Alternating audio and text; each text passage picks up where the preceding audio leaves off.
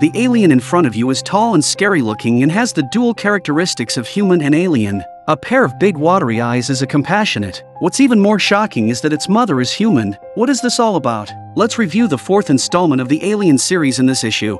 To prevent the company from getting the alien sample, Ripley jumped into the melting pot with the alien queen embryo in her belly. However, she never imagined that 200 years later, in the year 2379, a group of deranged scientists on board the Origo military medical research ship collected her blood sample on planet 161. After numerous failures, they finally perfected the clone of Ripley 8. To obtain the hatchling of the alien queen, the doctors used a laser to slit open the belly of Ripley 8 and carefully remove the alien queen they had dreamed of. Just as the doctors were about to stitch up the wound, Ripley 8 suddenly opened her eyes and almost broke her arm, so the doctors had to put her in confinement temporarily. Number 8's body functions are very different from Ripley's before. Because of the fusion of the alien genes becomes more powerful and retains part of the vague memories of life. She is now reborn, like a butterfly emerging from its cocoon. In the infirmary, the doctor examined number 8 and found that she was in excellent health, and even the scars from 3 days ago had healed completely. The doctor was almost strangled to death by her, but the guards arrived in time. In the eyes of the general, number 8 is just a byproduct. If she causes trouble again, she will be eliminated immediately. After all, the alien queen is what they want. The next step is to find some humans to use as incubators for the baby aliens. A commercial cargo plane called the Betty is approaching the ship in space. The freighter carries 6 members: Captain Frank, Pilot Hillard, Engineer Vries with a paralyzed lower body, Co-Captain Christie, Grumpy Mercenary Johnner, and Pretty Call. They bring the general a dozen humans into a deep sleep for a handsome reward. After the cargo is handed over, the men wander around the ship and run into a basketball playing 8. Johnner's bad habits come back to haunt him, so he approaches him. He did not know that the woman in front of him was a tough character. He had a moment of carelessness and almost lost his kung fu. Christie said he was not convinced and came up with a blast. He didn't think number 8 would want to dodge and knocked him down with a backhand shot. For this basketball scene, Ripley's character worked hard. In the shooting of the backbody shot, she surprised everyone in the room by hitting an image from the 3-point line on the first take. Back to the plot. No one noticed that the blood dripping on the floor from number 8 had a corrosive effect. On the other hand, the queen's eggs are in place, and the inhumane experiment is about to begin. A group of people is fixed in chairs as the alien eggs slowly open in front of them. These poor guys just opened their eyes and were mercilessly parasitized.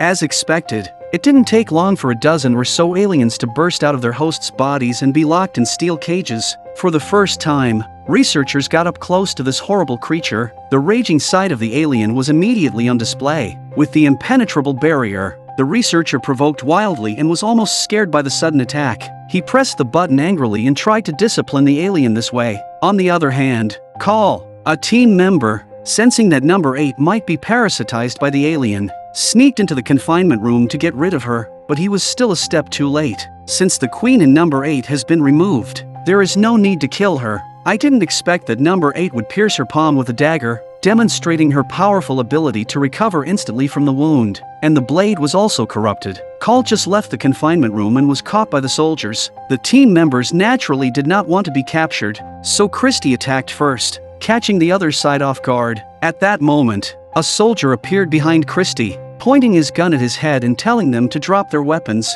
but he never dreamed that there would be this rebound shot. The chaos just attracted their attention, and the cage suddenly became agitated. Several aliens attacked together, and a large amount of strong acidic blood gushed. When the researcher noticed the floor had been eroded out of a large hole, he rushed to press the switch to stop. When the white mist cleared, the aliens had long disappeared. The researcher entered the cage to check. His heart was suddenly half cold. Blood corroded the floor more than one layer. The sudden appearance of the alien also dragged him down. Unknown soldiers came to hear the news, but the alien is quite vindictive. Slipped outside and pressed the freeze switch so that humans also taste the taste of freezing. In the extreme cold, the unlucky soldiers were instantly turned into ice. With the alarm sounding, the ship was in chaos, and the soldiers even gave up resistance and just ran for their lives. The aliens began a frantic hunt, splattering blood everywhere.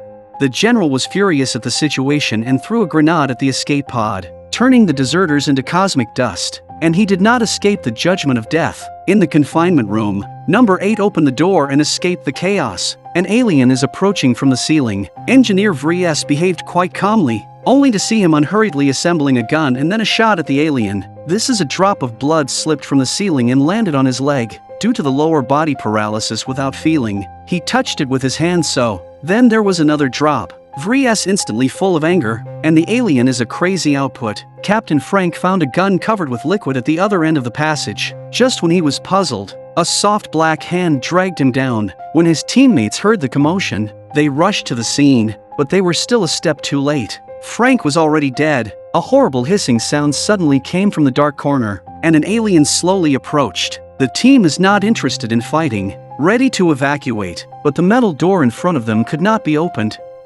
Strangely enough, the alien stopped in its tracks. It seems to smell a familiar smell. A shot from the corpse directly shot the alien's head. This person is no other than Clone 8. From the doctor's mouth, we know 12 aliens are on this ship, and the Queen may still keep spawning. Now the most important thing is to escape from the ship as soon as possible. The team is moving forward when number 8 suddenly stops. She opened a door, and the scene in front of people was shocking. It turns out that this laboratory contains the failed clones of Ripley, a set of strange-shaped corpses that make people shudder. Inside the lab was a half-dead clone looking at number 8 with expectation, hoping to end her miserable life. Number 8, at this time, is emotional, with the catharsis of the flames, and will be slightly in front of everything ashes. After collecting the mood, number 8 led the crowd together to continue on the road. Found that the road ahead must become a waterway. We took a deep breath and dived into the kitchen. At this point, 2 aliens appeared. John turned around and was a handful of grenades. The alien in front dodges easily, but the one behind is in trouble. There was not much time left for them, so they fled frantically. Unfortunately, Hillard, who swam at the end, was dragged away by the alien, and the others swam toward the glowing place. The exit was sealed by a film, a trap set by the aliens. Outside the hole is the incubation room of the alien queen. Seeing that everyone was about to be suffocated, number 8 tore open the film. Just as she took a breath, a bug grabbed number 8's face, and other bugs broke out of their shells. Everyone realized they had been ambushed and had to dive into the water, but the alien just caught up with them at this time. Christie once again demonstrated his excellent marksmanship in a moment of life and death. 2 grenades bounced off the glass, destroying all the insect eggs.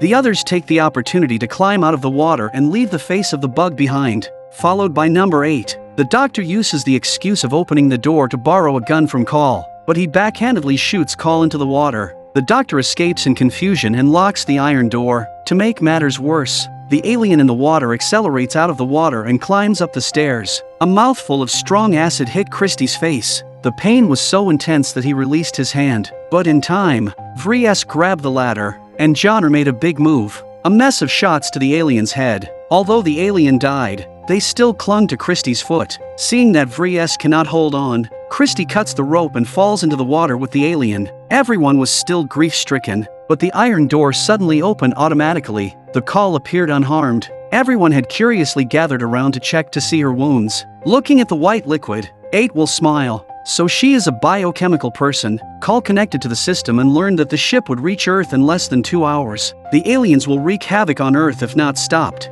forming an irreversible disaster. But the problem is that the ship's energy system is damaged, and they can't blow it up. Number 8 comes up with a daring plan to accelerate the ship into no man's land, and then they leave on the Betty freighter. On the way out, they find a puddle of alien goo. Not surprisingly, the alien's lair is nearby. He was suddenly pulled down when number 8 ambled down to feel the location. As expected, the alien's lair was below. Time is running out. The team can only flee in the direction of the ship just when they are about to start the boat to leave. The doctor suddenly takes Call as a hostage and stirs on the previous survivors, who recklessly rush towards the doctor and use the power of the alien's severed body to die with him. The awakened 8 found himself crashing into the alien lair, where all the previously missing people were sealed in the walls. A large alien queen appeared in front of him. Thanks to number 8, the queen has evolved completely and now hatches the alien without finding a host. The queen's huge belly let out a horrible howl. A few moments later, a monster with human and alien characteristics burst out.